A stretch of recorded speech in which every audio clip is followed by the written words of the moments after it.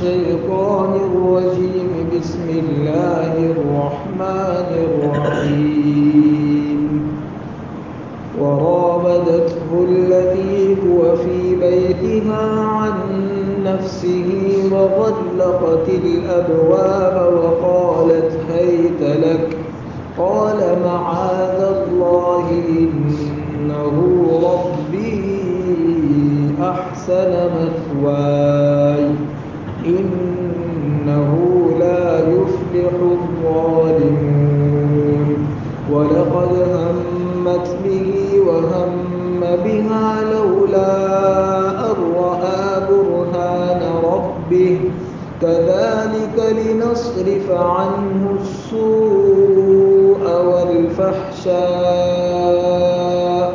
إنه من عبادنا المخلصين واستبق الباب وقدت قميصه من دبر وألف يا سيدها لدى الباب قالت ما جزاء من أراد بأهلك سوءا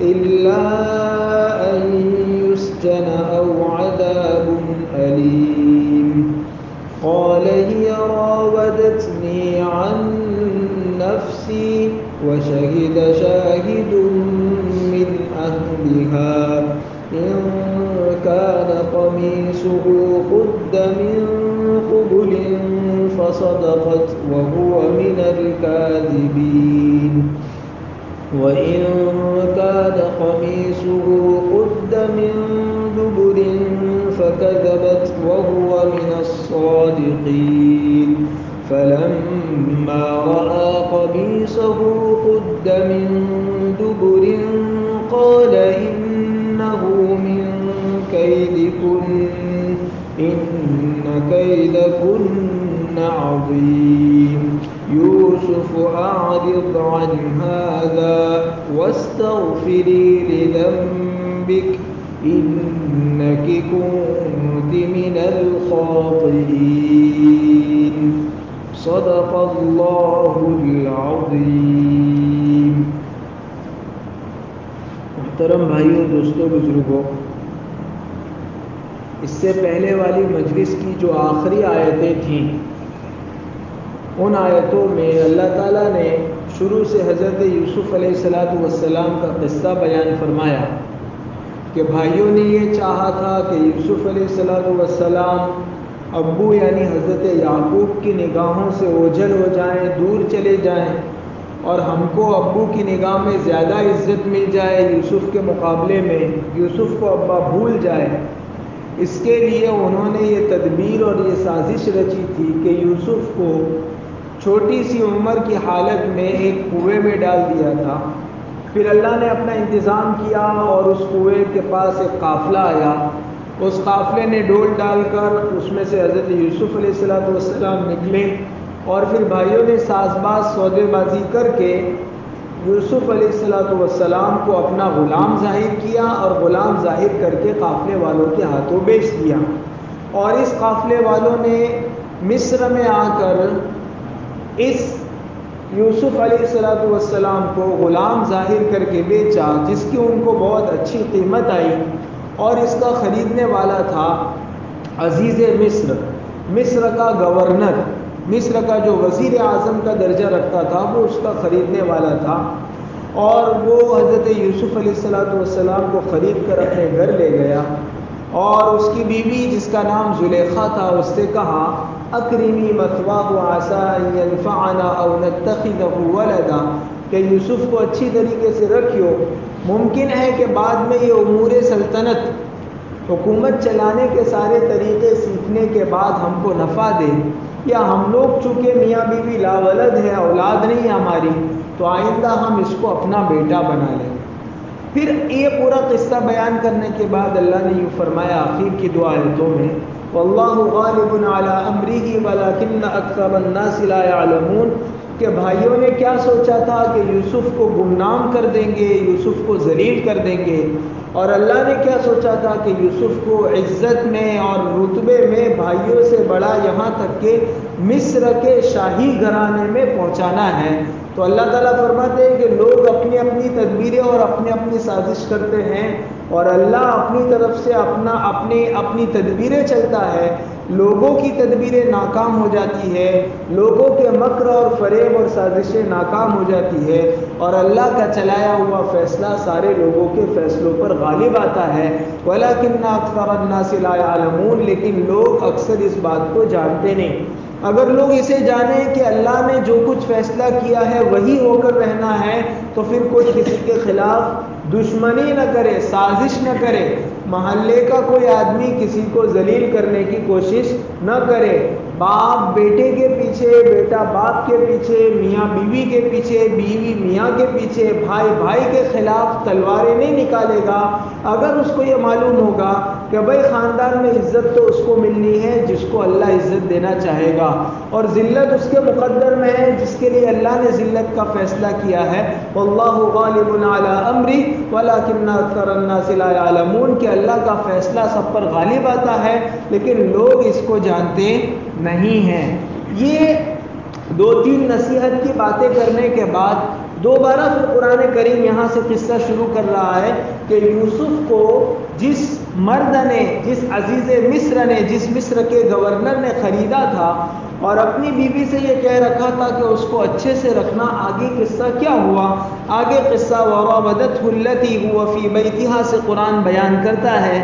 پہلی آیت ہے وراودته التي هو في بيتها عن نفسه وغلقت الابواب وقالت هيت لك، اور وہ یوسف علیہ السلام جس عورت کے گھر میں رہتے تھے اس نے اس یوسف کو اپنی طرف مائل کرنے کے لیے پھسلانے کی کوشش کی، اور اس عورت نے اپنے مکان کے تمام دروازے بند کر دیے، اور وہ عورت یوسف سے کہنے لگی جلدی سے آ جاؤ۔ گویا جس عورت کے گھر میں حضرت یوسف علیہ السلام رہ رہے تھے، چند سالوں تک آپ وہاں رہے، جب آپ جوانی کی عمر میں پہنچے تو اب یہ جو عورت تھی جس کا نام زلیخا تھا، اس کا دل حضرت یوسف علیہ السلام کا حسن و جمال دیکھ کر ان کی طرف للچانے لگا، اور وہ چاہنے لگی کہ کسی طرح یوسف کو میں اپنے اوپر، وہ یوسف پر مفتون ہو گئی تھی، حضرت یوسف پر فریفتہ ہو گئی تھی، عاشق ہو گئی تھی، اور چاہتی تھی کہ کسی طرح یوسف علیہ السلام میرے ساتھ غلط کام کرے۔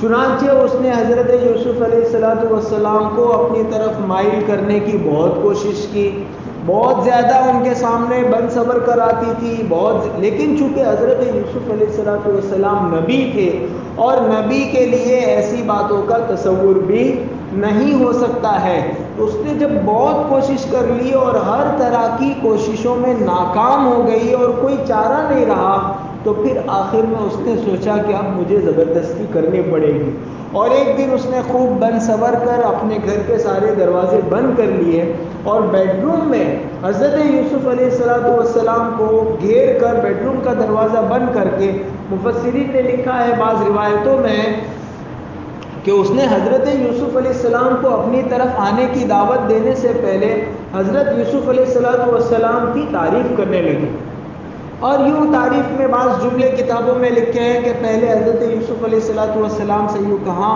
کہ یوسف تیرے بال کتنے حسین ہیں، تو حضرت یوسف علیہ السلام سمجھ گئے، ایک مرد سمجھ جاتا ہے کہ عورت کیا چاہ رہی ہے، تو حضرت یوسف علیہ السلام نے کہا کہ یہ بال جب میں قبر میں جاؤں گا تو سب سے پہلے میرے جسم سے جدا ہو جائیں گے۔ پھر اس نے کہا کہ یوسف تمہاری آنکھیں کتنی اچھی ہیں، تمہاری آنکھیں کتنی اچھی ہیں۔ اس پر حضرت یوسف علیہ السلام نے کہا ہاں یہ وہی آنکھیں ہیں جو قبر میں جانے کے بعد پھوٹ کر میرے گالوں پر بہہ پڑیں گی۔ پھر اس نے کہا کہ یوسف تمہارا جسم کتنا اچھا ہے، تمہاری جلد، تمہاری رنگت کتنی اچھی ہے، کتنے خوبصورت تم نظر آتے ہو۔ اس پر حضرت یوسف علیہ السلام نے کہا کہ یہی وہ جسم ہے جو قبر میں جانے کے بعد مٹی میں مل جائے گا۔ تو اس طرح حضرت یوسف علیہ السلام جواب دینے لگے۔ علماء نے لکھا ہے کہ یہی وہ آخرت کی فکر ہے جو حضرت یوسف علیہ السلام پر سوار تھی۔ اگر اس آخرت کی فکر کو ہر مسلمان، ہر مومن نوجوان اپنے اوپر اوڑھ لے، ہر مومن بندہ اور بندی اپنے اوپر اس آخرت کی فکر کو اوڑھ لے، تو پھر دنیا میں کسی میں کوئی طاقت نہیں ہے کہ وہ اس سے گناہ کروا سکے۔ آخر حضرت یوسف علیہ السلام کے پاس گناہ کے مواقع نہیں تھے۔ اتنی حسین و جمیل عورت، شاہی گھرانے کی عورتیں ویسے ہی زیادہ خوبصورت ہوتی ہے، اور بنی سوری ہوئی، گھر میں کوئی دوسرا مرد نہیں۔ عزیز مصر تو کام کو گیا ہوا تھا، گھر میں کوئی دوسرا مرد نہیں تھا، دروازے بند تھے، کوئی دیکھنے والا نہیں تھا، اور اس حالت میں جبکہ عورت سامنے سے آفر کر رہی ہے، اس حالت میں بھی حضرت یوسف علیہ السلام پر کس کا غلبہ تھا؟ آخرت کی فکر کا غلبہ تھا کہ ایک دن اللہ کے سامنے جواب دینا ہے۔ اس آخرت کی فکر کی برکت سے حضرت یوسف علیہ السلام نے اپنا دامن بچایا، اور جب اس نے دیکھا زلیخا نے کہ اب کوئی میرا داؤ کارگر نہیں ہو رہا ہے، میں نے بہت تدبیریں کر لی، بہت تعریفیں کر دی، لیکن یوسف کسی طرح ہاتھ میں نہیں آ رہے ہیں، تب اس نے وغلقت الابواب وقالت هيت لك، دروازے بند کر کے کھلی دعوت دے دی کہ آ جاؤ یوسف۔ اب یوسف علیہ السلام اس کی طرف تو جانے والے نہیں تھے۔ جواب میں حضرت یوسف علیہ السلام نے کیا کہا، قرآن اس جواب کو نقل کرتا ہے۔ اس جواب میں ہمارے لیے بہت سی عبرت کی باتیں ہیں۔ پہلا جواب حضرت یوسف علیہ السلام نے یہ دیا، قال معاذ اللہ، حضرت یوسف نے کہا کہ جس برے کام یعنی زنا کے لیے تو مجھے بلاتی ہے، اس سے میں اللہ تعالیٰ کی پناہ مانگتا ہوں۔ ایسا نہیں کہ نبی ہے تو کہہ دیا کہ نہیں میں تو اپنے ارادے کے بل بوتے پر گناہ سے بچ جاؤں گا۔ پہلا کام، گناہ کو دیکھ کر گناہ کا موقع ملنے پر ایک مومن کو کیا کرنا چاہیے؟ اللہ کی پناہ میں آ جانا چاہیے۔ جو اللہ کی پناہ میں آ گیا پھر اس پر شیطان کا داؤ نہیں چلتا ہے۔ اسی لیے ہم جب قرآن کریم پڑھتے ہیں تو سب سے پہلے کیا کرتے ہیں؟ اعوذ باللہ من الشیطان الرجیم، اللہ کی پناہ میں چلے جاتے ہیں شیطان مردود سے، تاکہ وہ شیطان مردود ہمیں تلاوت سے بھٹکا کر کسی اور چیز کی طرف ہمارا رخ نہ کر دیں۔ اور قرآن کریم میں اور احادیث میں جگہ جگہ اللہ کی پناہ میں آنے کی دعوت دی گئی ہے، اللہ کی پناہ میں جگہ جگہ آنے کی دعوت دی گئی ہے۔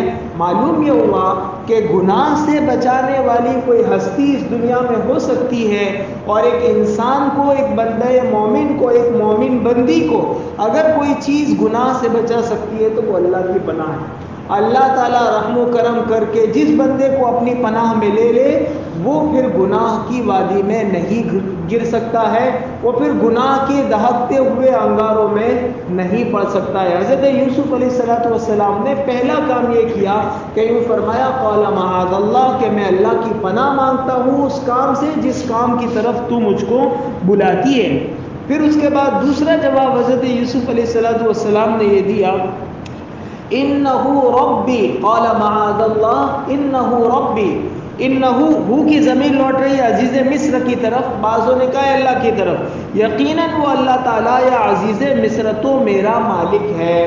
انہو ربی، وہ عزیز رب کا یہاں مراد ہے جو ان کا مالک تھا، چونکہ حضرت یوسف علیہ السلام کو خریدا گیا تھا تو انہوں نے کہا کہ وہ میرا مالک ہے، میرا آقا ہے، اور میں ویسے ہی زنا برا کام ہے، پھر اپنے آقا کی بیوی کے ساتھ زنا کرنا گویا اپنے آقا کی امانت میں خیانت کرنا ہے۔ مجھے تو گھر پہ یہاں کی دیکھ بھال کے لیے اس نے رکھا ہے، اس لیے نہیں رکھا کہ میں اس کے حرم میں دست درازی کروں، میں اس کی بیوی پر ہاتھ ڈالوں، میں اس کی امانت میں خیانت کروں۔ تو انہو ربی، وہ میرا آقا ہے، میرا محسن ہے۔ اس سے کیا سبق ملا؟ محسن کے ساتھ ہمیشہ احسان کا معاملہ کرنا چاہیے، وفاداری کا معاملہ کرنا چاہیے۔ حضرت تھانوی علیہ الرحمٰن نے لکھا ہے کہ اگر آپ پر احسان کرنے والا کافر بھی ہو تو اس کی رعایت کرنی چاہیے۔ اسی لیے حضور اکرم صلی اللہ علیہ وسلم نے بعض کافروں کے ساتھ رعایت برتی۔ اس کے پیچھے کی ہسٹری نکالتے ہیں تو یہ معلوم ہوتا ہے فتح مکہ کے موقع سے آپ نے بعض کافروں کے ساتھ نرمی برتی، اور بھی بعض موقعوں سے آپ نے بعض کافروں کے ساتھ نرمی برتی۔ اس کے پیچھے کی ہسٹری جب نکالتے ہیں تو یہ ملتا ہے کہ کسی نہ کسی موقع سے اس آدمی نے مسلمانوں کے ساتھ کوئی احسان کا معاملہ کیا تھا، اس لیے اللہ کے رسول صلی اللہ علیہ وسلم نے وہ ادھار چکایا، باقی نہیں رکھا۔ تو حضرت تھانوی فرماتے ہیں کہ کافر بھی اگر آپ کا محسن ہو تو اس کی رعایت کرنی چاہیے، چاہے کہ مسلمان نے احسان کیا۔ وہ آج کل ایسا ہوتا ہے کہ جس تھالی میں بندہ کھاتا ہے اسی تھالی میں چھید کرتا ہے، اسی تھالی میں سوراخ کرتا ہے، جس کا احسان لیتا ہے بعد میں جا کر بڑا ہو کر اسی کے خلاف سازشیں کرتا ہے، اسی کے خلاف بغاوت کرتا ہے، اسی کے خلاف نافرمانی کرتا ہے۔ حضرت یوسف علیہ السلام کے اس کردار سے، ان کے اس عمل اور قول سے ہمیں یہ سیکھنے کو ملا کہ کبھی بھی اپنے مالک، اپنے محسن کے خلاف کام نہیں کرنا چاہیے۔ اور ہمارا سب سے بڑا محسن کون ہے؟ اللہ ہے۔ تو اللہ کے خلاف تو کسی حال میں بندے کا کوئی عمل نہیں ہونا چاہیے، اس لیے کہ اللہ کی وہ ہستی ہے جس کی نعمتیں آدمی اتنی استعمال کرتا ہے، گویا بارش کے قطروں سے زیادہ اللہ کی نعمتوں کو آدمی ایک وقت میں استعمال کر رہا ہوتا ہے۔ تو حضرت یوسف علیہ السلام نے کہا کہ میں اللہ کی پناہ مانگتا ہوں کہ میں تیرے ساتھ اس کام سے جس کی طرف تو مجھ کو بلاتی ہے، اور دوسرا جواب دیا انہ ربی، کہ تیرا شوہر میرا آقا ہے، اور میں اپنے آقا کے خلاف، اپنے مالک اور اپنے احسان کرنے والے کے خلاف خیانت سے کام نہیں کر سکتا۔ کیوں؟ انہ ربی احسن مثوائی، وہ مالک ہے، اس نے مجھے اچھی طرح سے رکھا۔ میں بازار میں بکتا تھا، مجھے کوئی اور بھی خرید سکتا تھا، لیکن وہ مجھ کو خرید کر گھر لایا، اور گھر لا کر اس نے مجھے حکم دیا، تو یعنی عورت کو، زلیخا کو حکم دیا تھا اکرمی مثوا، کہ اسے اچھے سے رکھنا۔ تو وہ چاہتا تو مجھے دوسرے نوکروں کی طرح بازار میں بھیج دیتا، وہ چاہتا تو مجھے دوسرے نوکروں کی طرح جانوروں کے چرانے کے لیے بھیج دیتا۔ اس نے مجھے عزت دی، امور سلطنت سیکھنے کے لیے مجھے اپنے ساتھ بٹھایا۔ تو جب اس نے میرے ساتھ اچھا معاملہ کیا ہے، آج اگر میں تیرے ساتھ غلط کام کر جاؤں تو یہ اچھا معاملہ نہیں ہوگا۔ گویا حضرت یوسف علیہ السلام اس عورت کو بھی اشارہ کر رہے کہ جب میں اتنے سالوں رہا، ابھی تو چند ہی سالوں ہوئے میں اس گھر میں آئے ہوئے، اور میں جب اپنے آقا کا کھا کر نمک حرامی نہیں کرتا ہوں، میں اس کے ساتھ وفاداری کرتا ہوں، تو اے عورت، تو اپنے شوہر کے ساتھ شادی سے رہ رہی ہے، تجھے تو اور زیادہ اپنے شوہر کے ساتھ وفاداری کرنا چاہیے۔ مجھ سے زیادہ اچھا تو اس نے تجھ کو رکھا ہے، یہ سارا کاروبار، یہ سارا محل، وہ جتنا کما رہا ہے وہ سب تیرے لیے کر رہا ہے وہ، اور تو اس کے خلاف ایسی حرکت کرنے جا رہی ہے، اس کی عزت پر، اس کے دامن پر داغ لگانے جا رہی ہے۔ گویا حضرت یوسف علیہ السلام جواب کے ساتھ ساتھ زلیخا کو بھی سمجھا رہے تھے کہ یہ کام تیرے لیے مناسب نہیں ہے۔ جب میں اپنے چند دنوں، چند سالوں کے آقا کی اتنی پرواہ کر رہا ہوں، تو جو تیرے ساتھ زندگی بھر دکھ سکھ کا ساتھی ہے، تجھے اس کے دامن پر داغ اور دھبا نہیں لگانا چاہیے۔ پھر چوتھا جواب حضرت یوسف علیہ السلام نے دیا، انہ لا یفلح الظالمون، کہ بے شک ظلم کرنے والوں کو کامیابی حاصل نہیں ہوتی۔ یہ قسم کا ظلم ہے، اللہ کی نافرمانی ہے، اور جو اللہ کی نافرمانی کرتا ہے اسے کبھی بھی کامیابی حاصل نہیں ہوتی ہے۔ تو اس طرح حضرت یوسف علیہ السلام نے 4 جواب دے کر اس عورت کو سمجھانا چاہا، اور اس عورت کو جواب دیا کہ جس کام کی طرف تو مجھے بلا رہی ہے، میں اس کام کی طرف آنے والا نہیں ہوں، مجھے بھی اس کام سے بچنا ہے اور تجھے بھی اس کام سے بچنا چاہیے۔ اس سے پہلے جب اسی عورت کا تذکرہ آیا تھا تو وہاں پر قرآن کریم میں لفظ استعمال کیا تھا، وقال الذی اشتراه من مصر لامرأته، کہ جس مرد نے اس کو خریدا تھا اس نے اپنی بیوی سے کہا، اور آگے قرآن کہہ رہا ہے وراودته التي هو في بيتها، کہ اس عورت نے، اس بیوی نے کا لفظ استعمال نہیں کیا۔ آگے قرآن کیا کہہ رہا ہے، اور وہ یوسف جس عورت کے گھر میں رہتے تھے، حالانکہ یہاں یہ کہہ سکتے تھے کہ اس بیوی نے، اس زلیخا نے، اس عورت نے، اس کا نام لے سکتے تھے، لیکن نام نہیں لیا، بلکہ قرآن کریم نے کیا کہا، التی هو فی بیتها، وہ عورت جس کے گھر میں یوسف رہتے تھے، اسی عورت نے یوسف کو پھانسنے کی کوشش کی۔ گویا قرآن کریم یہ بتانا چاہتا ہے کہ یوسف علیہ السلام کے لیے یہ امتحان کچھ کم نہیں تھا، بہت بڑا امتحان تھا، کہ جس گھر میں تم رہ رہے ہو اور جس عورت کے ماتحت 24 گھنٹے جس عورت کی نظروں میں رہ رہے ہو اور اس کا احسان لے رہے ہو، اس عورت کی بات کو ٹالنا، ایک اجنبی عورت اگر آ کر کہہ دے کہ چلو میرے ساتھ یہ غلط کام کرو، تو آدمی ٹال سکتا ہے، لیکن جس کے ساتھ 24 گھنٹے گھر میں رہ رہا ہے، جس کے احسان لیے ہیں، جس نے پالا پوسا ہے، اب اس عورت کے خلاف گھر میں کوئی ایکشن لینا اور اس کے حملے سے اپنے آپ کو، اس کی آفر سے اپنے آپ کو بچانا بہت مشکل ہے۔ تو قرآن کریم یہ تعبیر دے کر یہ بتانا چاہتا ہے کہ یوسف علیہ السلام جس امتحان میں کامیاب ہوئے وہ کوئی معمولی امتحان نہیں تھا، بہت بڑا امتحان تھا جس میں یوسف علیہ السلام کامیاب ہوئے۔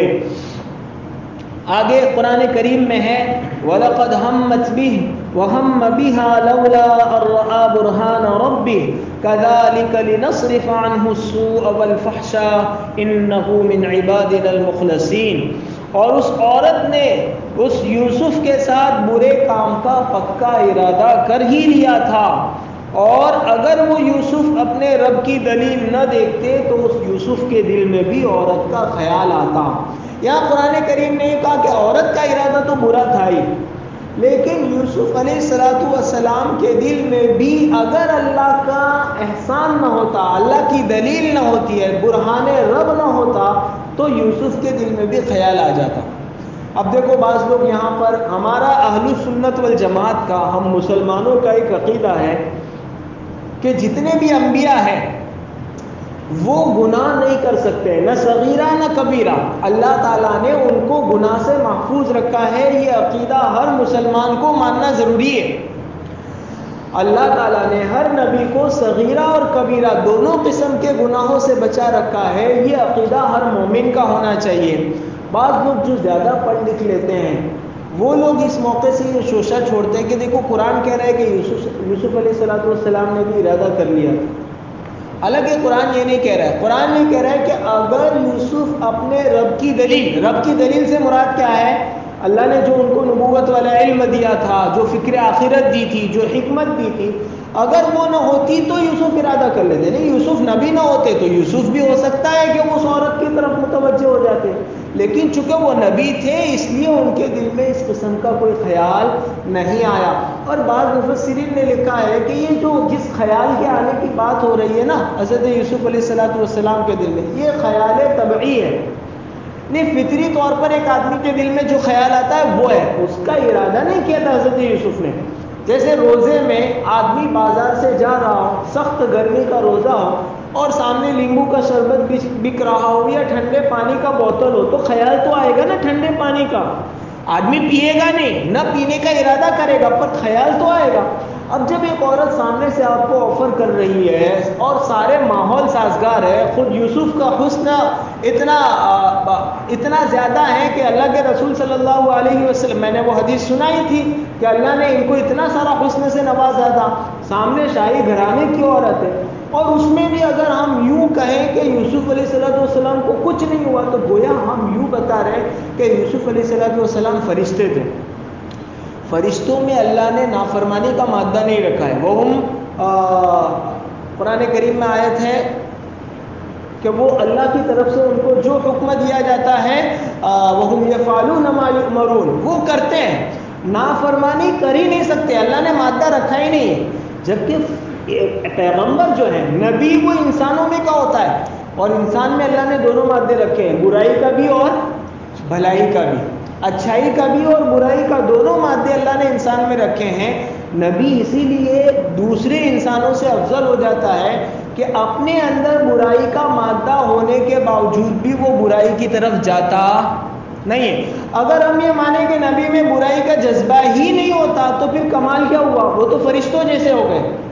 تو فرشتوں سے بھی افضل نبی اسی لیے ہوتے ہیں کہ اب ان کے اندر برائی کا جو مادہ ایک عام انسان میں فطری طور پر ہوتا ہے، وہ ہونے کے باوجود اللہ تعالیٰ اپنی رحمت خاص اور نبوت کی وجہ سے ان کی حفاظت فرماتے ہیں، اور یہ بھی اللہ کی حکمت ہے۔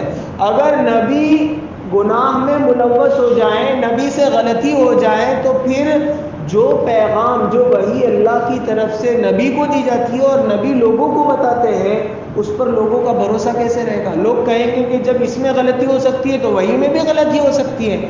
تو وحی پر لوگوں کا بھروسہ باقی رہے، مذہب اور شریعت پر لوگوں کا بھروسہ باقی رہے، اس لیے اللہ نے تمام انبیاء کو ہر چھوٹے بڑے گناہ سے محفوظ رکھا۔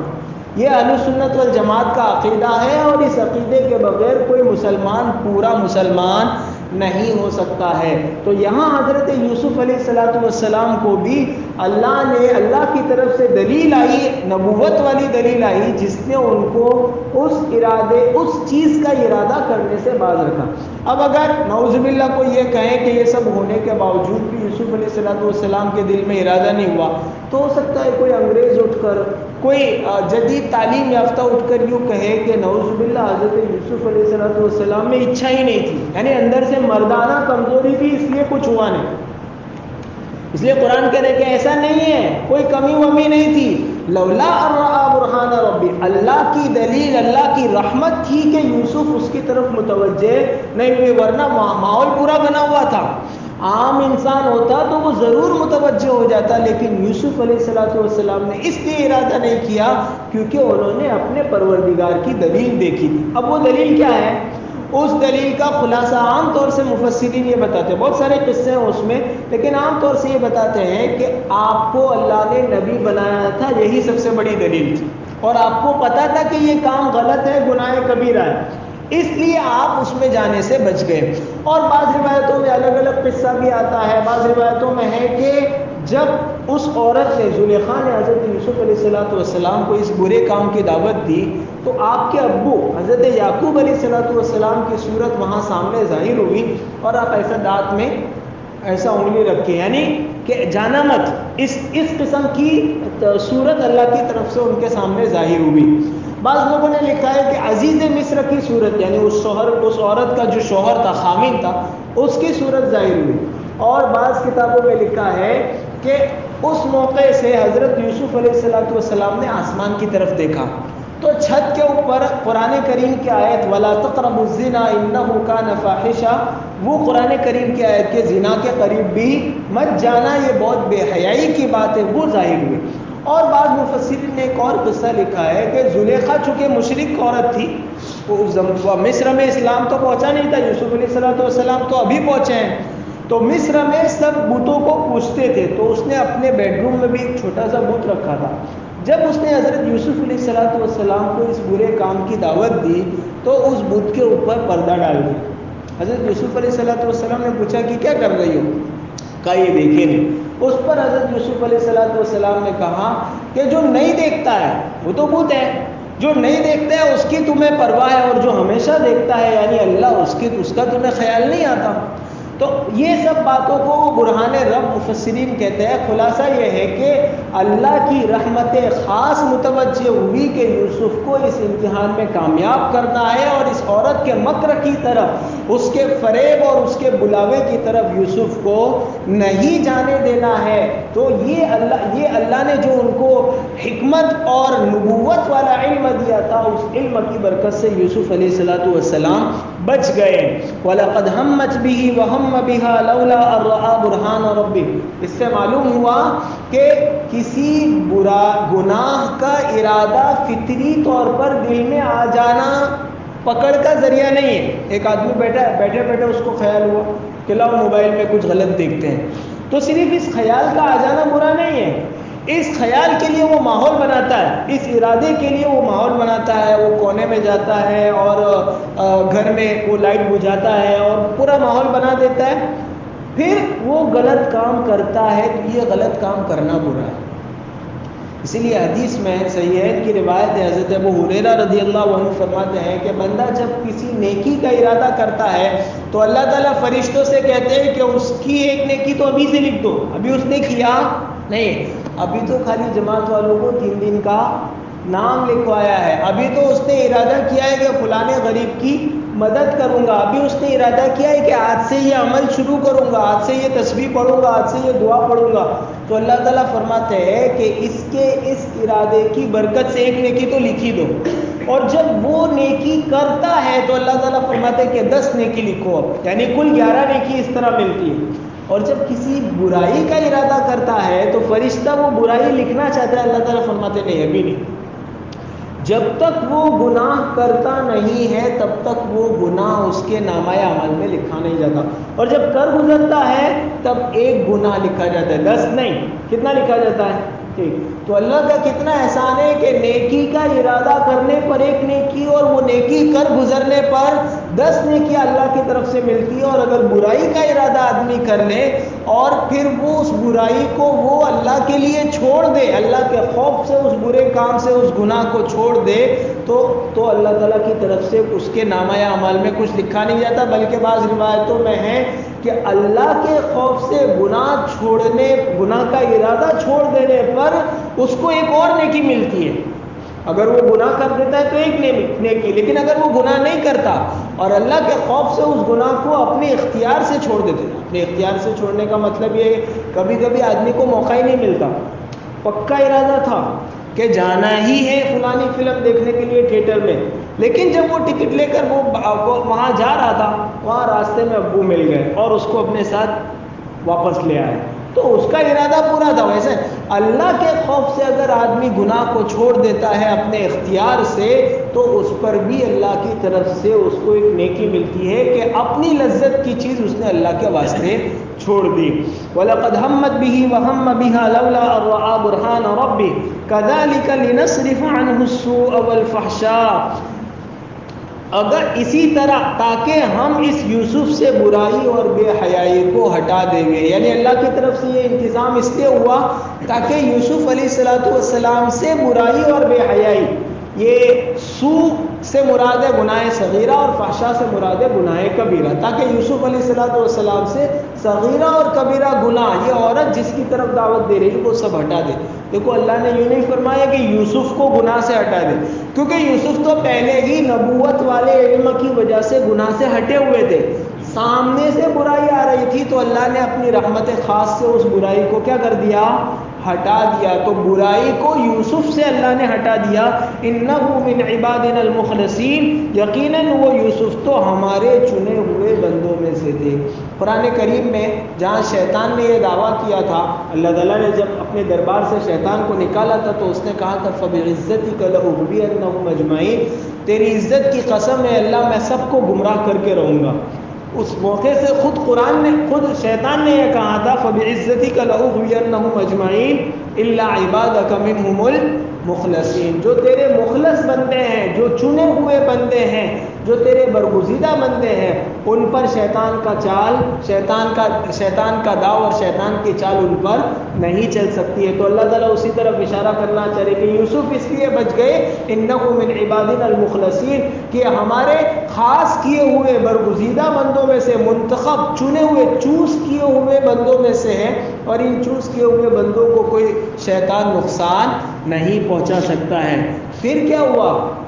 حضرت یوسف علیہ السلام نے تو نہ کہہ دیا، اب اس عورت نے چاہا کہ حضرت یوسف علیہ السلام پر ہاتھ ڈالے۔ جب اس عورت نے ہاتھ ڈالنا چاہا، یوسف علیہ السلام نے بھاگنا شروع کیا، حالانکہ دروازہ کیا تھا؟ بند تھا۔ بھاگ کر کہاں بھاگتے ہیں؟ وہ دروازے کی طرف بھاگے، لیکن دروازہ سب وغلقت الابواب، خود قرآن کہہ رہا ہے اور تاریخی روایت میں ہے کہ سارے دروازے، بیڈ روم، ہال اور وہ جتنے دروازے سب اس نے بند کر دیے تھے اس عورت نے۔ پھر جیسے جیسے حضرت یوسف علیہ السلام بھاگتے گئے، دروازہ کھلتا گیا، یہاں تک کہ جو گھر کا، یعنی باہر کا نہیں، جو گھر کا مین دروازہ تھا، وہاں جب پہنچے ہیں، اس عورت کا ہاتھ حضرت یوسف علیہ السلام کے کپڑے پر پڑا پیچھے سے، اور بھاگنے کی وجہ سے حضرت یوسف علیہ السلام کے بھاگنے کی وجہ سے وہ کپڑا پھٹ گیا، اور اس کے ہاتھ میں وہ دامن رہ گیا، کپڑا پھٹ گیا۔ اور جیسے ہی دروازے پر پہنچے، دروازے تو خود بخود کھل رہے تھے، اللہ کی طرف سے رحمت تھی اور حضرت یوسف علیہ السلام کی کوشش کی برکت تھی، اور جیسے ہی دروازہ کھلا، سامنے بغیر کسی وقت تک اور پیشگی اطلاع کے اس عورت کا خاوند کھڑا تھا۔ اتفاق سے کبھی کبھی ایسا ہوتا ہے نا، شوہر بغیر وقت بتائے ہوئے گھر پہ آ جاتا ہے، اتفاق سے وہ اس دن گھر پر آ گئے۔ اب یہ دونوں شوہر کے سامنے، اور عورت رنگے ہاتھوں پکڑی گئی۔ جب عورت رنگے ہاتھوں پکڑی گئی تو اس نے کیا کیا؟ قرآن کہتا ہے وَاسْتَبَقَ الْبَابَ وَقَدَّتْ قَمِيصَهُ مِن دُبُرٍ وَأَلْفَيَا سَيِّدَهَا لَدَى الْبَابِ، اور وہ دونوں یوسف اور زلیخا آگے پیچھے دروازے کی طرف دوڑے، اور اس دوڑ بھاگ کے دوران عورت نے ان کا، یعنی یوسف علیہ السلام کا کرتا پیچھے سے کھینچ کر پھاڑ ڈالا، اور اسی وقت دونوں نے اس زلیخا کے شوہر کو دروازے کے پاس کھڑا ہوا پایا۔ یہاں ایک نقطہ اور سمجھنے کی ضرورت ہے، وَاسْتَبَقَ الْبَابَ کے حضرت یوسف علیہ السلام دروازے کی طرف دوڑے۔ مفتی شفیع صاحب نے لکھا ہے معلوم یہ ہوا کہ جو گناہوں کا اڈا ہے وہاں سے آدمی کو کیا کرنا چاہیے؟ دوڑنا چاہیے، بھاگنا چاہیے، دور رہنا چاہیے گناہ کے اڈے سے۔ حضرت یوسف مرد تھے، چاہتے تو ایک تماچا مار کر وہیں بیڈ روم میں رہتے، ارے رہ سکتے تھے یا نہیں رہ سکتے تھے، اور بعد میں شوہر کو، اس کے شوہر کو بتاتے تھے کہ یہ کر رہا ہے۔ انہوں نے ایسا نہیں کیا۔ گناہ کی جگہ پر آدمی کو دلیری، ہمت بتانے کی ضرورت نہیں ہے۔ کب شیطان آپ کو بہلا دے، پھسلا دے، اس لیے گناہ کے اڈوں سے اپنے آپ کو دور رکھنا ہی زیادہ بہتر ہے۔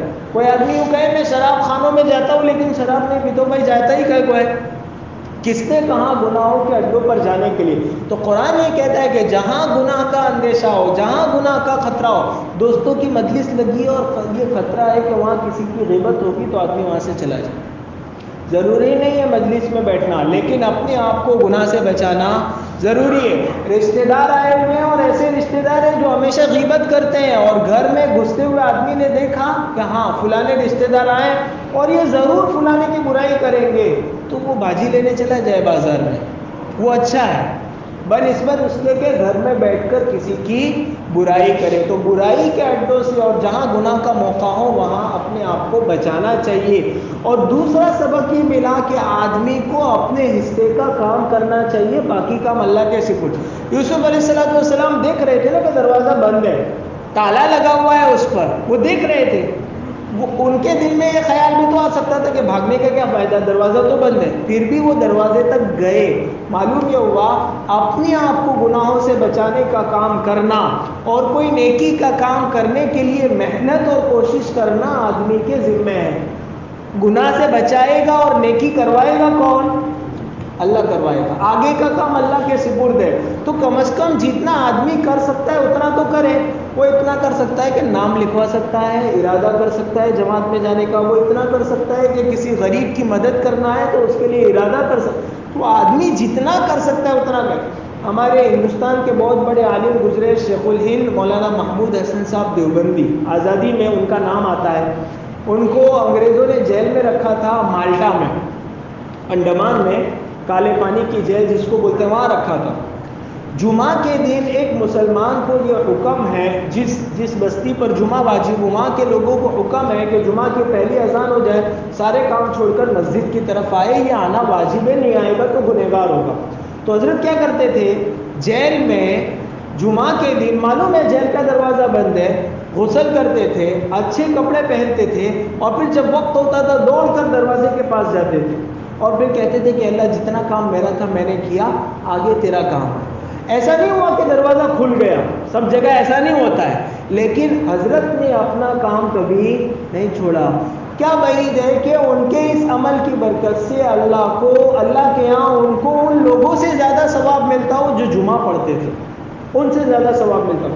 تو آدمی کے بس کا کتنا ہے، جتنا وہ کر سکتا ہے کرے، باقی کا کام اللہ کے سپرد۔ آدمی یہ سوچ کر کہ یہ تو ہونے والا نہیں ہے اور میں تو بچ نہیں سکتا اور یہ غیبت تو ہو ہی جاتا، بھائی یہ سب کرنے کی ضرورت نہیں ہے، جتنا آپ کر سکتے ہو اتنا کریے، باقی کا کام اللہ تعالیٰ اپنی رحمت اور برکت سے کروا دیں گے۔ وَاسْتَبَقَ الْبَابَ وَقَدَّتْ قَمِيصَهُ مِنْ دُبُرٍ وَأَلْفَ يَا سَيِّدَهَا لَدَى الْبَابِ۔ اب جب اس عورت نے اپنے شوہر کو سامنے دیکھا اور ایک دم رنگے ہاتھوں پکڑا ہوا دیکھا تو پلٹی ماری۔ کیا پلٹی ماری؟ اس عورت نے یوں کہا کہ یہ ہے جو میرے اوپر حملہ کرتا ہے، میں نہیں تھی، یہ یوسف میرے اوپر حملہ کر رہا ہے اور مجھے گناہ کی دعوت دیتے۔ کیا کہا اس نے؟ قالت ما جزاء من اراد باهلك سوءا الا ان يسجن وعذاب الیم۔ وہ عورت اپنے شوہر سے کہنے لگی کہ جو غلام تمہاری بیوی سے برے کام کرنے کا ارادہ کرے اس کی سزا یہی ہے کہ اس کو جیل میں ڈال دیا جائے یا اس کو کوئی دردناک سزا دے دی جائے۔ یعنی وہ یہ پوچھ رہی ہے کہ کیا کہتے ہو تم، یہ ہے وہ جس کو ہم نے اتنا احسان کیا، اتنا اچھے سے رکھا، یہ میرے اوپر حملہ آور ہوا اور مجھ کو، یعنی گویا کہ وہ کہنا چاہتے تھے نعوذ باللہ کہ یوسف میرا ریپ کر رہے ہیں۔ حالانکہ کر کون رہا تھا، اندر سے کوشش کس کی تھی؟ زلیخا کی تھی، لیکن دروازے پر جا کر اس نے اپنے شوہر کو سامنے دیکھتے ہوئے بازی پلٹ دی۔ اب اس موقع سے حضرت یوسف علیہ السلام چپ رہ سکتے تھے یا نہیں رہ سکتے تھے؟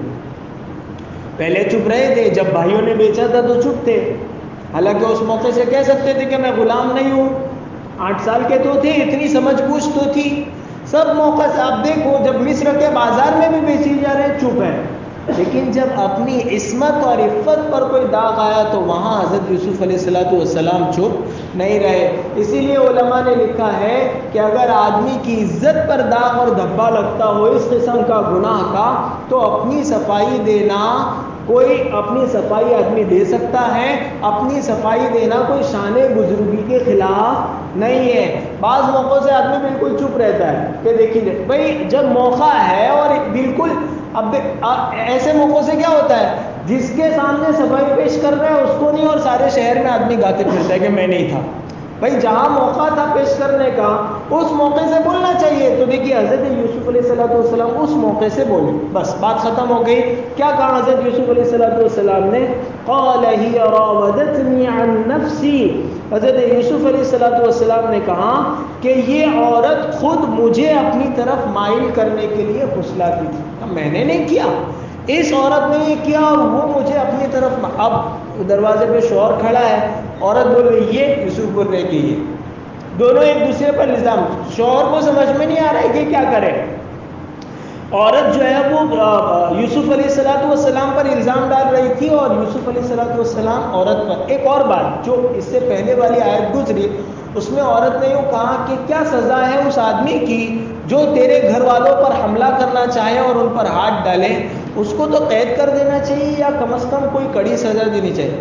مفسرین لکھتے ہیں کہ یہاں زلیخا نے یہ کیوں نہیں کہا کہ اس کا مرڈر کر دینا چاہیے، اس کو اڑا دینا چاہیے، کیونکہ ابھی بھی ارادہ بدلا نہیں ہے کہ یہ باقی رہے گا، بعد میں بھی میں اس کو پکڑوں گی صحیح، کسی نہ کسی طرح اپنی خواہش، چونکہ وہ معشوق تھے حضرت یوسف علیہ السلام، وہ عاشق تھی اور عاشق کبھی بھی اپنے معشوق کا ایسا انجام نہیں چاہتا ہے کہ اس کو ختم کر دیا جائے، اس لیے اس نے ہلکی سزا دی کہ قید وید میں ڈال دو یا تھوڑے سے 2-4 سپاٹے لگا دو. ہے حالانکہ جرم بہت بڑا تھا.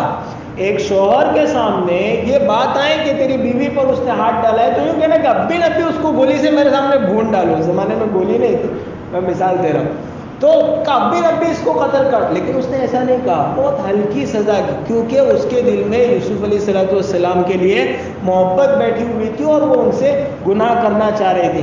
اب شوہر نے جب یہ دیکھا کہ دونوں شش و پنج میں، یوسف علیہ السلام نے تو کہہ دیا کہ میں نہیں تھا، اس نے مجھے اپنی، تو اس موقع سے اللہ کی طرف سے حضرت یوسف علیہ السلام کی پاک دامنی کو ثابت کرنے کے لیے ایک معجزہ ہوا. معلوم یہ ہوا کہ جو اپنے آپ کو بچانا چاہتا ہے اللہ لاسٹ تک بچاتے ہیں ان کو، اور جو اپنا دامن بچانا نہیں چاہتا ہے وہ پہلے پھیرے میں ہاتھ میں آ جاتا ہے. حضرت یوسف علیہ السلام نے اپنا دامن بچانا چاہا، اللہ کیسے بچاتے دیکھو آگے. اور زلیخا نے اپنا دامن نہیں بچایا، پہلے ہی پھیرے میں ہاتھ میں آ گئی. وہ حضرت یوسف علیہ السلام کو کی پاک دامنی ثابت کرنے کے لیے اس گھر میں گہوارہ، کیا بولتے ہیں آپ اس کو، گھوڑیا، وہ بچہ جس میں سوتا ہے جھولا، وہ تھا، اور اس میں ایک بچہ چھوٹا سا دودھ پینے والا بچہ سویا ہوا تھا. اس کی طرف کسی نے توجہ بھی نہیں دی تھی کہ یہ کیا دیکھے گا، اس کو کیا معلوم ہوگا. وہ وہاں سویا ہوا تھا. وہ بولا، کیا بولا؟ وَشَهِدَ شَاهِدٌ مِّنْ أَهْلِهَا. وہ بچہ وہاں سے بولا کہ دیکھو ایک کام کرو، یہ یوسف کا کرتا کہاں سے پھٹا ہے وہ دیکھو.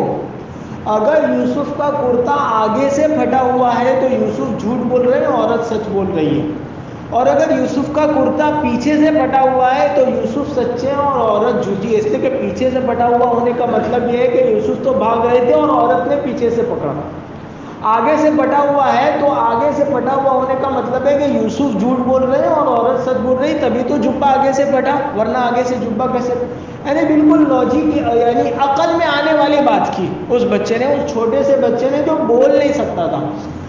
پوری تاریخ میں ایک روایت میں حضور اکرم صلی اللہ علیہ وسلم نے فرمایا کہ 4 موقع ایسے ہیں جہاں دودھ پیتا بچہ بولا ہے. اس میں سے ایک تو حضرت عیسیٰ علیہ السلام کی والدہ مریم جب اپنے گود میں بچے کو حضرت عیسیٰ کو لے کر آئی اور قبیلے والوں نے اور خاندان والوں نے کہا کہ کیا کر کے لائی، تیری تو شادی نہیں ہوئی، کہاں سے؟ اس موقع سے حضرت عیسیٰ بچے تھے، ابھی دودھ پیتے بچے تھے. وہ گود میں بولے تھے کہ انی عبداللہ، قرآن نے اس کا پورا وہ قصہ نقل کیا ہے. تو اس طرح کل 4 موقع ہیں جہاں پر کوئی دودھ پیتا بچہ بولا ہے. اس میں سے ایک موقع یہ ہے کہ حضرت یوسف علیہ السلام کی پاک دامنی ثابت کروانے کے لیے اللہ نے کس سے بلوایا؟ بچے سے. اور اللہ چاہتے بچہ صرف اتنا بولتا کہ یوسف سچے ہیں اور زلیخا جھٹی، اتنا بولتا تو بھی مسئلہ صاف ہو جاتا کہ ایک ایسی چیز بول رہی ہے، ایک ایسا بچہ بول رہا ہے جو بول نہیں سکتا. لیکن اللہ نے کیا کیا؟ ایسی بات اس بچے کی زبان سے کہلوائی کہ جو آدمی سنتا تھا وہ کہتا تھا یہ تو سیدھی سیدھی بات ہے، آگے سے پھٹا ہے تو یہ ہے اور پیچھے سے پھٹا ہے تو یہ مجرم ہے. تو اس طرح اس نے عقلی بات کہی کہ اس کو ٹھکرانے کا اور اس کو رد کرنے کا کوئی چارہ نہیں رہا. تو اللہ اپنے پاک بندوں کی حفاظت کس طرح کرتے ہیں؟ وہ پاک بندے جو اپنے آپ کو بچانا چاہتے ہیں. بعض لوگوں نے کہا ہے روایتوں میں کہ وشہید شاہد من اہلہا سے مراد ہے اس گھر میں زلیخا یا عزیز مصر کا کوئی اور تھا رشتہ دار، اور وہ بہت حکیم اور سمجھدار بندہ تھا، اس نے یہ کہا. لیکن جو زیادہ روایتوں سے یہ ثابت ہوتا ہے وہ یہی ہے کہ بچے نے، دودھ پیتے بچے نے یہ کہا کہ اگر یہ کرتا دیکھو کرتا کہاں سے پھٹا ہوا ہے، مسئلہ حل ہو جائے گا. ان کان قمیصہ قد من قبل فصدقت وهو من الكاذبین. اور اس عورت کے خاندان والوں میں سے ایک چھوٹے بچے نے گواہی دی کہ اگر اس یوسف کا کرتا آگے کی طرف سے پھٹا ہے تو عورت سچی ہے اور وہ یوسف جھوٹوں میں سے ہے، اور اگر اس یوسف کا کرتا پیچھے کی طرف سے پھٹا ہے تو عورت جھوٹی ہے اور وہ یوسف سچوں میں سے ہے. فلما رأى قميصه قد من دبر قال انه من كيدكن. پس جب اس عزیز نے سچائی کا فیصلہ کرنے کے لیے یوسف کے کرتے کو دیکھا تو وہ تو پیچھے سے پھٹا ہوا تھا. معاملہ کھل کر سامنے آ گیا، کسی کو کچھ بولنے کی ضرورت نہیں ہے. شوہر کو سمجھ میں آ گیا کہ قصوروار کون ہے؟ میری بیوی ہے. انہو من کیدکن عظیم، ان کیدکن قال انہو من کیدکن ان کیدکن عظیم. تو اس عزیز نے کہا کہ یہ تم عورتوں کی مکاری اور فریب کاری میں سے ہے، یقیناً تم عورتوں کی مکاری تو بڑی ہی مکاری ہوتی ہے. یہ اس شوہر نے کہہ دیا کہ اصل تیرا فریب ہے، تیرا قصور ہے، یوسف کا کوئی قصور نہیں ہے. یہاں عزیز مصر نے لفظ استعمال فرمایا ان کیدکن عظیم، کہ تم عورتوں کا مکر بڑا ہے. اس پر آج کل بہت بات چلتی ہے کہ اسلام نے عورتوں کو حقوق نہیں دیے ہیں اور اسلام عورتوں کو برا سمجھتا ہے وغیرہ. تو بعض لوگ یہ بھی نکالتے کہ دیکھو اسلام نے عورتوں کے متعلق لکھا ہے کہ عورتوں کا مکر تو بہت بڑا ہے، اور شیطان کے متعلق قرآن میں لکھا ہے ان کید الشیطان کان ضعیفا، کہ شیطان کا مکر اور شیطان کا فریب تو بہت کمزور ہے، بہت چھوٹا ہے. تو وہ اس کو دونوں کو کمپیئر کرتے ہیں، حالانکہ یہ کمپیئر کرنے کی چیز نہیں ہے. وہاں قرآن کریم نے جہاں یہ کہا ہے کہ شیطان کا مکر بہت کمزور ہے، اللہ کے مقابلے میں کہا ہے، اور ظاہر ہے اللہ کے مقابلے میں شیطان کا مکر کیسے چلنے والا ہے. اور یہاں یوسف علیہ السلام کے سامنے عزیز مصر اپنی بیوی سے جو کہہ رہے ہیں کہ تم عورتوں کا مکر بہت بڑا ہے، وہ مردوں کے مقابلے میں، اور وہ بھی اسی خاص واقعے میں. ہر زمانے کی عورت مکار ہے ایسا نہیں کہہ رہے ہیں، بلکہ اس زمانے کی اور اس خاص عورت کے متعلق وہ پہلے سے پریشان ہوگا وہ بندہ. تو وہ کہہ رہا ہے کہ کیدکن عظیم، کہ تمہارے مکر اور فریب بہت زیادہ ہے، میں پریشان ہو گیا ہوں. تو یہ اس کا پیچھے کا وہ حصہ ہے جو سمجھنا چاہیے، بغیر وہ بیچ میں سے نکال کر اتنا دے دیتے ہیں یوٹیوب پر اور اس پر، اور لوگوں کو گمراہ کرتے کہ دیکھو قرآن تو یوں کہتا ہے کہ عورت کی چال شیطان کی چال سے بھی بڑی ہے، عورت شیطان سے بھی بڑی مکار ہے. حالانکہ قرآن کے کہنے کا یہ مقصد نہیں ہے. ہر زمانے کی عورتوں کو قرآن نے سیدھا جواب ہے، اسلام نے عورتوں کو اتنے حقوق دیے کہ قرآن کریم نے مستقل عورتوں کے نام سے ایک سورت اتاری ہے، سورت النساء. مردوں کے نام سے قرآن میں سورت الرجال کوئی سورت نہیں ہے، عورتوں کے نام سے مستقل ایک سورت ہے قرآن پاک میں. تو ایسا اس قرآن میں کیسے ہو سکتا ہے؟ تو یہ سب دھوکے بازیاں ہیں، یہ انہی کے مکر اور فریب ہیں جو اسلام کے دشمن ہیں. پھر آگے جب خاوند نے دیکھا کہ مسئلہ یہ ہو گیا تو عام طور سے یہ بھی اللہ کی ایک رحمت تھی کہ وہ ایک تو وہ معاشرہ ہی ایسا تھا، یعنی جہاں یورپین کلچر جیسا معاشرہ تھا اس زمانے کا مصر کا معاشرہ، کہ وہاں عورتوں کی بہت چلتی تھی، اور عورتیں اگر اس طرح کا کام کر بھی دے تو ان کی طرف شوہر کوئی بہت زیادہ توجہ دیتا نہیں تھا، جان بوجھ کر نظر انداز کر دیتے. جیسے آج کا یورپ کا کلچر ہے کہ وہاں شوہر کو خاوند کو معلوم ہوتا ہے کہ میری بیوی فلانے کے ساتھ چکر چلا رہی ہے، لیکن وہ اس کو جانے دیتا ہے. مجبوری ہے وہاں کے معاشرے کی، اچھا نہیں لگتا تو بھی لگانا پڑتا ہے، اور شوہر جو ہے وہ مجبوری میں ان سب چیزوں کو برداشت کرتا ہے. مصر کا معاشرہ بھی ایسا ہی تھا. اور اس موقع سے بعض کتابوں میں لکھا ہے کہ اس شوہر کو غصہ آنا چاہیے، حالانکہ اس موقع سے اس کو غصہ نہیں آیا، یہ بھی اللہ کی رحمت. ورنہ عام طور سے ایسا ہوتا ہے تو کوئی سوچتا نہیں ہے، آدمی ڈائریکٹ جو ہے وہ مارنا چالو کر دیتا ہے، بولنا شروع کر دیتا ہے. جب دروازہ کھلا اور بیوی کہہ رہی گئی ہے تو ہم لوگ سوچ سکتے ہیں کہ آدمی اس وقت تحقیق نہیں کرتا، چالو ہی ہو جاتا ہے، دو چار تو دے ہی دیتا ہے. تو عزیز مصر کھڑا رہا، اللہ نے جو ہے وہ اس کو مبہوت کر دیا اور فیصلے کا اور سوچنے اور سمجھنے کا موقع دیا. اور جب دونوں کی بات پوری ہوئی، وہاں گہوارے میں سویا ہوا بچہ فوراً بول اٹھا. تو یہ حضرت یوسف علیہ السلام کو اللہ کی طرف سے بچانے کے انتظامات تھے. جب پورا معاملہ کھل کر سامنے آ گیا، یوسف اعرض عن ھذا، تو اب وہ جو زلیخا کا شوہر تھا عزیز مصر، اس نے کہا کہ یوسف جانے دو. اب وہ یوسف کو سمجھا رہا ہے کہ دیکھو تمہارے ساتھ جاتی ہوئی مجھے معلوم ہے، لیکن تم اس کا تذکرہ مت کرنا، چھوڑ دو یہ باتیں، رہنے دو. ہم بڑے خاندان کے لوگ ہیں، باہر بات جائے گی، بہت چرچا ہوگا، ہماری بہت بدنامی ہوگی. تم اچھے لڑکے ہو، اچھے جوان ہو، اچھے ہو. اعرض عن ھذا، یوسف عزیز مصر نے کہا یوسف اس بات کا چرچا آپ جانے دو، یعنی بند کر دو. مجھے معلوم ہو گیا کہ یہ قصوروار ہے اور تمہارے ساتھ اس نے زیادتی کی ہے، تم اچھے شریف ہو. اور اس عورت کو کیا کہا؟ وَاسْتَغْفِرِي لِذَنبِكِ، اور اے عورت تو اپنے گناہ پر اللہ تعالیٰ سے اور اپنے شوہر سے اور یوسف سے، تینوں سے معافی مانگو. ہمارے استاد مفتی مامور صاحب جب یہ قصہ سناتے تھے تو وہ کہتے تھے کہ عزیز مصر نے اپنی بیوی سے کہا کہ یوسف کو چل سوری بول یوسف کو. تو اس عورت سے کہا کہ معافی مانگ یوسف کے ساتھ پورے جو زیادتی کی ہے. تو اور بعض مفسرین نے کہا کہ اللہ سے معافی مانگنے کا ہو سکتا ہے اللہ سے، ورنہ وہ مشرک لوگ تھے، وہاں اللہ کا تصور ہی نہیں تھا. وہ تو بعد میں حضرت یوسف جب مصر کی حکومت پر آئے تو انہوں نے توحید اور وحدانیت کا وہاں مذہب پھیلایا، ورنہ وہ سب مشرک تھے. اس لیے ظاہری قصہ یہاں یہی ہے کہ عورت سے کہا جا رہا ہے کہ یوسف سے اپنے گناہ کی معافی مانگ. وَاسْتَغْفِرِي لِذَنبِكِ إِنَّكِ كُنْتِ مِنَ الْخَاطِئِينَ، کہ یقینی طور پر تو ہی گنہگاروں میں سے ہے. دیکھیے جس عورت نے اپنے شوہر کے خلاف یہ سب سازشیں رچی تھی، اللہ نے ایسا انتظام کیا کہ اب وہ شوہر آخر میں اینڈ میں وہ خود ہی کہہ رہا ہے اِنَّكِ كُنْتِ مِنَ الْخَاطِئِينَ، کہ تو ہی خطا کاروں میں سے، تو ہی غلطی کرنے والوں میں سے. تو غلطی کرنے والا، دھوکہ دینے والا، گناہ کا کام کرنے والا کبھی بچتا نہیں ہے، کہیں نہ کہیں جا کر اس کا بھانڈا ضرور پھوٹتا ہے. اس دنیا میں گناہ کا بھانڈا نہیں پھوٹا تو آخرت میں تو پھوٹنا ہی پھوٹنا ہے. اس لیے دو راستے ہیں، ایک زلیخا والا راستہ ہے اپنے آپ کو گناہ کی طرف لے جانے والا، اور ایک یوسف علیہ السلام کا راستہ ہے اپنے آپ کو بچانے والا. آدمی سوچ لے کہ اس کو کون سا راستہ اختیار کرنا ہے. اللہ تعالی ہم سب کو حضرت یوسف علیہ السلام کے راستے پر عافیت سے چلنے کی توفیق عطا فرمائے. دعا پڑھ لیجیے. سبحانک اللہم وبحمدک وتبارک اسمک وتعالی جدک ولا الہ غیرک.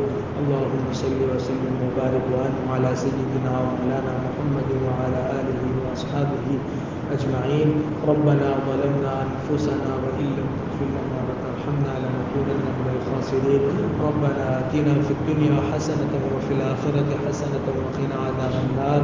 اللهم إني أسألك العفو والعافية في الدنيا والآخرة. اللهم انفعنا بما علمنا وعلمنا ما ينفعنا ورب زدنا علما. اللہ ہم سب کے گناہوں کو معاف فرما، اللہ ہمارے خطاؤں سے درگزر فرما، اللہ ہماری سیئات و حسنات سے مبدل فرما. اللہ ہم کمزور ہیں، اللہ ہمیں گناہ کے مواقع نصیب میں فرما. اللہ اپنے رحمت خاص سے اللہ ہمارے دامن عفت و عصمت کو محفوظ فرما. اللہ ہمارے اولاد کے دامن عفت و عصمت کو محفوظ فرما. اللہ تمام مسلمانوں کے دامن عفت و عصمت کو محفوظ محفوظ فرما۔ اللہ ہماری بستیوں کو زنا اور زنا کی طرف لے جانے والی تمام چیزوں سے پاک و صاف فرما۔ نبی اکرم صلی اللہ علیہ وسلم نے خیر کی لائن سے جتنی دعائیں مانگی اور بتلائی ہمیں اور پوری امت کو عطا فرما۔ جن شرور سے پناہ چاہیے ان سے ہماری اور پوری امت کی حفاظت فرما۔ یہاں پہ موجود تیرے تمام بندوں کی جائز اور نیک مرادیں پوری فرما۔ ہماری اس مجلس کو بے انتہا قبول فرما۔ اس میں آئی ہوئی باتوں پر عمل کرنے کی توفیق عطا فرما۔ اسے ہمارے حق میں آخرت میں ذخیرہ آخرت بنا، ہمارے خلاف حجت نہ بنا۔ اس کے ذریعے سے ہمیں اپنی زندگی میں خوشگوار انقلاب پیدا کرنے کی توفیق عطا فرما۔ محض اپنے فضل اور کرم سے اور حضور پاک صلی اللہ علیہ وسلم کے صدقہ طفیل ہماری دعاؤں کو قبول فرما۔ ربنا تقبل منا انك انت السميع العليم وتب علينا انك انت التواب الرحيم وصلى الله تعالى على خير خلقه سيدنا مولانا محمد وآله وصحبه اجمعين برحمتك يا ارحم الراحمين۔